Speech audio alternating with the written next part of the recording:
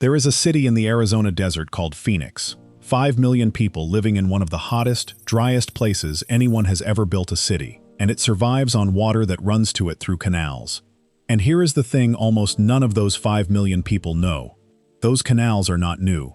Many of them run exactly where canals ran more than 1,000 years ago, along lines laid out by a people who dug more than 500 miles of them across that same burning desert, by hand, with stone tools, without a single wheel or draft animal, centuries before Columbus was born. Modern Phoenix did not invent its water system. It inherited it, from engineers whose names we do not know, and it is not even a coincidence that the city is named Phoenix, the bird that rises from the ashes of the dead. The founders knew exactly what they were building on top of. We call those vanished engineers the Hohokam, though that is not what they called themselves. It is a word from the Oadam people, the ones who still live in that desert, and who are the descendants of the canal builders, and it means something close to those who have gone, or all used up. And what the Hohokam did in that desert is one of the greatest and least known feats of engineering in the history of this continent. For more than 1,000 years, they turned a lethal, waterless landscape into farmland that fed tens of thousands of people, using nothing but the river, the slope of the land, and their own hands. I want to tell you how they did it because it is genuinely astonishing, and because the men who dug it and the men who later found it again both deserve to be remembered. The people who built the canals left no names in any record we can read. The man who rediscovered the system and redug it to found the modern city was named Jack Swilling, and the whole thing sat under the Arizona sand, mostly forgotten, until we started to understand that a city of millions is standing on the greatest ancient waterworks in North America. If you care about the men and women who built this country with their hands, the workers nobody ever wrote a book about, please subscribe to Global Old History right now. Hit the button, come back. Start with the desert, because the desert is the whole problem. The Sonoran Desert around Phoenix is not a place that wants people in it. It is one of the hottest places in North America, summer after summer of brutal heat, with only a few inches of rain a year, falling in unreliable bursts. Nothing but hardy desert plants grow there on their own. To farm it, to feed a town there, you need water, and the only reliable water for 100 miles is the Salt River and, to the south, the Gila, two rivers running out of the mountains and across the desert floor. The water was there. The problem was that the water was in the river, and the good farmland was spread out across miles of dry valley on either side, and there is no rain to bring the two together. So the Hohokam decided to bring the river to the land themselves, and to do that they had to become, without any of the tools we would consider necessary, master hydraulic engineers. Because moving river water across a desert is not a matter of just digging a ditch. If you dig a ditch that drops too steeply, the water rushes down it fast enough to tear the banks apart and gouge the whole thing to pieces in a season. If you dig a ditch that is too flat, the water slows, stops, and sits there, evaporating in the heat and dropping its mud until the canal silts up solid and dies. To carry water for miles across nearly level ground and keep it moving, gently, steadily, without eroding and without stagnating, you have to control the slope of the canal to an incredibly fine tolerance, a drop of just a few inches for every mile of length. A few inches, over a mile. And the Hohokam did that, over and over, across a network of more than 500 miles, with no surveying instruments as we would know them, no transit, no laser, nothing but sticks and string and water, and an accumulated, inherited genius for reading the land. And think about how you would even measure a slope that fine, a drop of inches over a mile, with no instruments at all. We are still not certain of every method they used, but the results tell us they had ways to level a line across the land with real accuracy, almost certainly by using the one perfect tool a desert canal builder always has on hand, which is water itself. Water finds its own level. Run a little of it down a trial cut and watch where it pools and where it flows, and the ground will tell you its own slope, if you are patient enough to read it. Generation after generation refined that reading into a craft, so that a Hohokam engineer laying out a new canal was not guessing. He was applying knowledge, handed down like any other trade, of exactly how the land fell and exactly how much fall a canal needed to stay alive. And before any water could run at all, they had to take it out of the river, which is its own hard problem. A river does not politely hand its water to a canal. You have to reach into it and turn part of the flow into your channel, and then you have to keep doing it, because the river is forever trying to wash your intake away. The Hohokam built diversion works at the heads of their canals, weirs and low dams of brush and earth and stone thrown into the river, to lift the water and steer it into the canal mouth, and those headgates had to be tended and rebuilt constantly, above all after every flood. The intake was the beating heart of the whole system, and it was also its weakest point, a fact that would matter enormously at the very end of this story. And the sheer quantity of earth they moved staggers the mind. Hundreds of miles of canal, many of them wide and deep, all of it dug out and the spoil hauled up and away, adds up to millions of tons of desert soil shifted by human arms and backs and baskets. No steel shovel, no wheelbarrow, no cart. A digging stick, a stone hoe, a woven basket, and a person, in the heat, doing it again and again and again, until a river ran where there had been only sand. Think about the scale of what they built. Not one canal, a whole system. They would cut a great main canal off the river, the trunk, and from that trunk they branched smaller canals, and from those, smaller ones again, and smaller again, spreading out across the valley like the roots of an upside-down tree, carrying the water down through a hierarchy of channels until it reached the individual fields. The largest of their canals ran something like 20 miles from the river. Many ran more than 12. The biggest were wide enough and deep enough that you could lose a man in them, tens of feet across, dug down through the hard desert earth. And every foot of all 500+ miles of it was excavated by human beings with stone hoes and wooden digging sticks, prying and scraping the packed ground loose and carrying it up and out of the ditch in baskets on their backs, one load at a time, in temperatures that regularly pass 110 degrees. Quick pause. If these stories matter to you, join the Boss tier for $4.99 a month. Loyalty badge, custom emoji, early access 24 hours before public, and members-only polls. Link in the description. Now back to it. And they had no help. This is the part I keep coming back to. The great canal-building civilizations of the Old World, in Egypt and the Near East and China, had draft animals, oxen and donkeys to pull and haul and carry. The Hohokam had none. There were no horses in the Americas then, no oxen, no beasts of burden of any kind. Every basket of earth that came out of those canals came out on a human back. Every measurement, every calculation of the slope was done by eye and by hand and by testing the flow of the water itself. When archaeologists and engineers today study the gradients the Hohokam achieved, the way they kept water moving cleanly for dozens of miles, they find a consistency and a precision that speaks of real, shared, expert knowledge, a body of engineering understanding passed down through generations of builders. These were not people scratching random ditches in the dirt. These were hydraulic engineers, and their medium was a desert that would kill you if you got it wrong. And building the canals was only the beginning, because a canal is not a monument you finish and admire. It is a living thing that has to be maintained forever, or it dies. Every year the flowing water dropped its load of silt along the bottom and the sides, and every year that silt had to be dug out again, by hand, along the entire length of the system, or the channels would clog and fail. So the Hohokam were not only builders, they were the permanent keepers of a machine hundreds of miles long, giving up a share of their labor, every single year, just to keep the water moving. And that required something even harder than the engineering. It required organization. To dig and clean and run a shared canal that waters the fields of a dozen villages, all of those villages have to cooperate. They have to agree on who digs, who cleans, and, most delicate of all, who gets how much water and when. Because the family at the head of the canal could take everything and leave the family at the tail with nothing but dust. Somewhere in that desert 1,000 years ago, these people worked out the rules for sharing a scarce and life-or-death resource across a whole society. And they made those rules hold for centuries.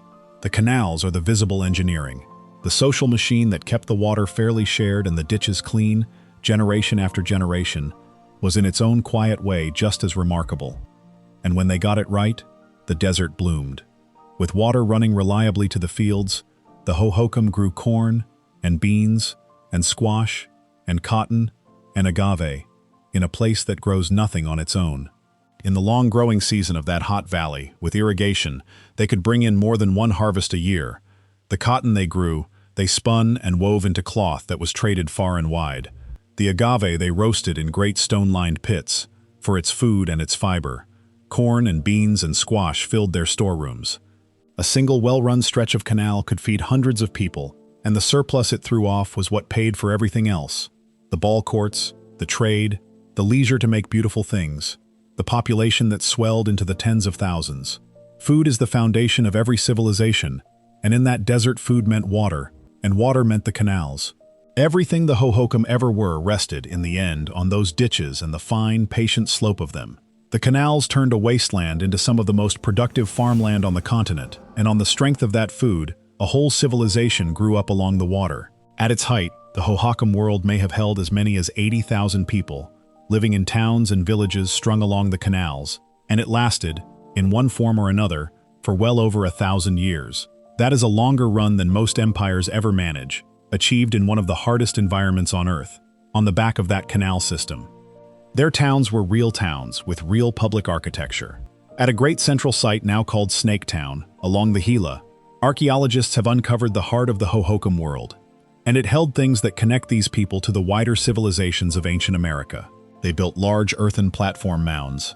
They built ball courts, sunken oval fields for a ball game whose deepest roots run all the way down into Mexico and the world of the Maya and the peoples before them. Trade goods flowed up and down that network too. Shell from the Pacific coast worked into fine jewelry, and the distinctive Hohokam pottery, and the marks of a culture that was connected, sophisticated, and entirely at home in its brutal desert. Snake Town was lived in for well over 1,000 years. When it was finally excavated in the last century by an archaeologist named Emil Hari and studied, it was carefully buried again under the earth to protect what was left of it. And in their last great period, the Hohokam raised something that still stands, out in the desert south of Phoenix, a monument you can go and see today. It is called Casa Grande, the Great House, a massive 4-story building of caliche, a hard desert mud, its walls feet thick, rising alone out of the flat land. No one is entirely certain what it was for. A gathering place, an observatory, an administrative center, all of these have been argued. But part of what it was is beyond doubt, because it was aligned to the sky. There are openings in its upper walls that frame the sun at the solstices and mark the movements of the moon, so that the building itself is a kind of calendar. The same deep attention to the turning of the heavens that runs through every one of these ancient American cultures. To raise 4 stories of mud by hand, straight and true and aligned to the sky, in that heat, was one more feat from a people who specialized in feats. And they were tied into a world far larger than their own valley.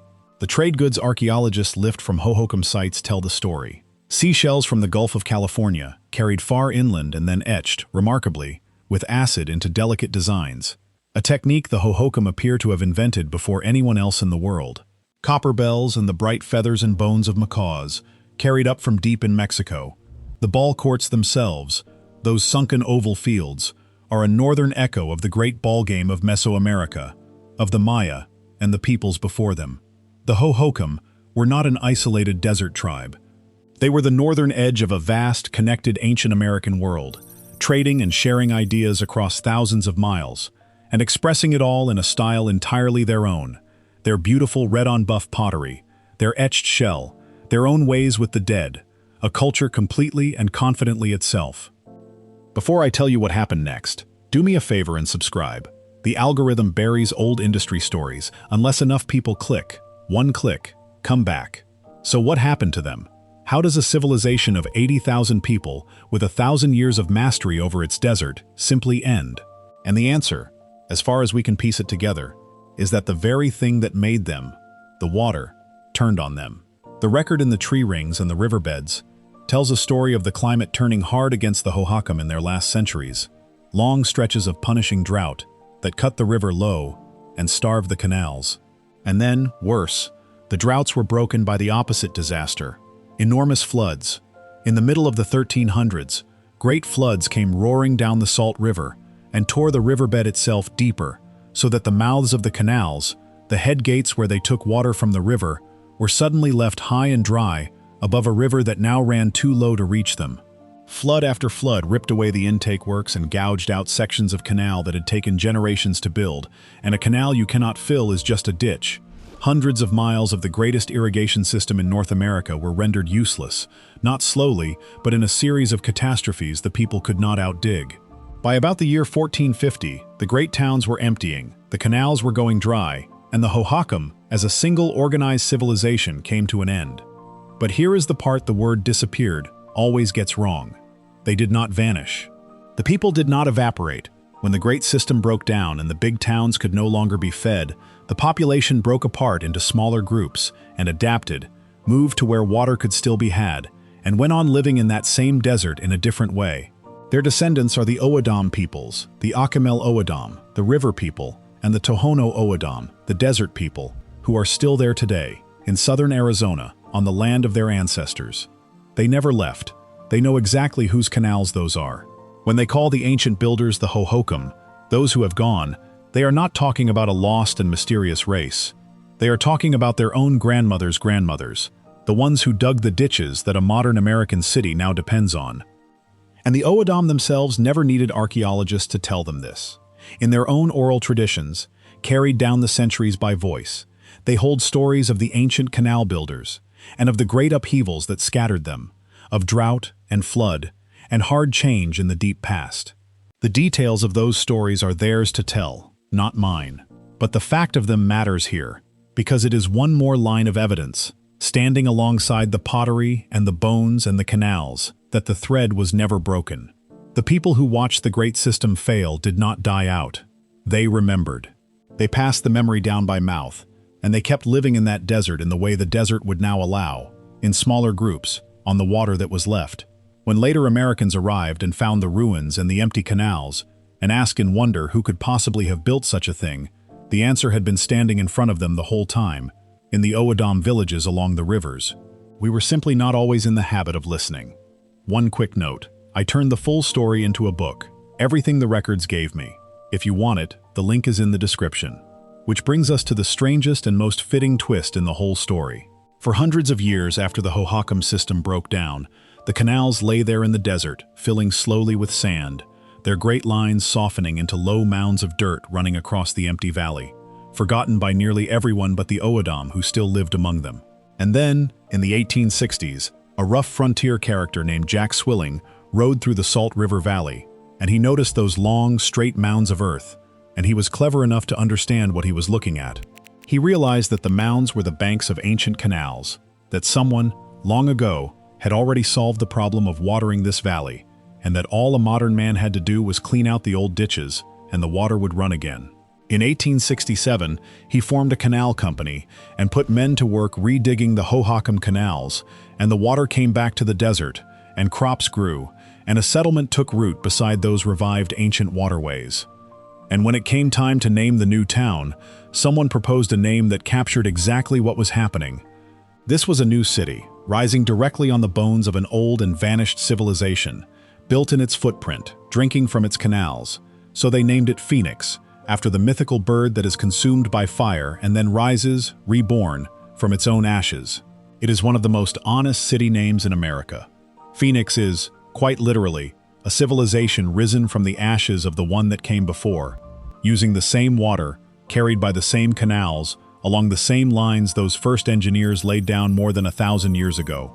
The modern canal system that keeps 5 million people alive in that desert today still follows, in many places, the exact paths the Hohokam surveyed by eye and dug by hand. And what Jack Swilling started grew into something enormous. Those first redug ditches became the seed of a modern irrigation empire. Great dams went up on the Salt River in the early 20th century, and a vast network of canals spread water across the whole valley and let Phoenix explode from a dusty farming settlement into one of the largest cities in the United States. But run your finger along the map of those modern canals, and again you are tracing a Hohokam line. The engineers who built modern Phoenix's water system did not have to guess where the water wanted to go. The ancient builders had already found the best routes, the right slopes, the natural courses across that valley, 1,000 years before, and in place after place, the modern canal simply follows the ancient one, because the Hohokam had already gotten it right. It is not too much to say that every glass of water poured in Phoenix today runs, in part, along an answer those first engineers worked out by hand. I think about what a modern hydraulic engineer sees when he studies the Hohokam canals, because it is not a mystery to him, it is a masterclass. He sees a 500-mile irrigation network laid out across a desert with a control of gradient he would be proud to achieve with modern instruments. He sees a branching distribution system, trunk to branch to field, that follows the same logic a water district would use today. He sees the whole thing accomplished with stone tools and human muscle, No wheel, no animal, no metal, in killing heat, and maintained and expanded for over 1,000 years. If you gave that brief to an engineering firm now, water a desert valley for tens of thousands of people, by hand, and keep it running for a millennium, they would tell you it is barely possible with everything we have. The Hohokam did it with almost nothing, and they did it so well that we simply reopened their canals and built a metropolis on top of their work. That is the thing I want to leave you with. When you see the canals of Phoenix on a map, those blue lines feeding water to the golf courses and the neighborhoods and the fields, understand that you are looking at one of the oldest continuously useful pieces of engineering in the country. The people who first drew those lines had no instruments, and no animals, and no metal, only a river, a desert, and 1,000 years of hard-won knowledge about exactly how much a canal should fall to keep the water alive. They were not a lost race, and they did not vanish, and there is no mystery about them. Their descendants are right there, still on the land. They were engineers, among the finest this continent ever produced, and the proof of it is that their work is still carrying water, still keeping a great city alive, in a place that should not be able to hold one, more than 1,000 years after the last of them set down the basket and walked away. We are, right now, in that same desert, worrying about water, about drought, about whether a city of millions can go on being fed by rivers that keep running lower. It is worth remembering, as we worry, that people solved a version of this exact problem here once, brilliantly, and held it together for 1,000 years, and that in the end, when their water finally failed them, even their genius could not save the system. The canals are a triumph and a warning, written in the very same lines across the very same sand. That is worth remembering. That is worth saying out loud. One more thing. If you want to be part of the inner circle on this channel, join Final Boss for $9.99 a month. Public shout-out in upcoming videos, members-only investigations, plus everything from Boss tier. Link in description. See you in the next one.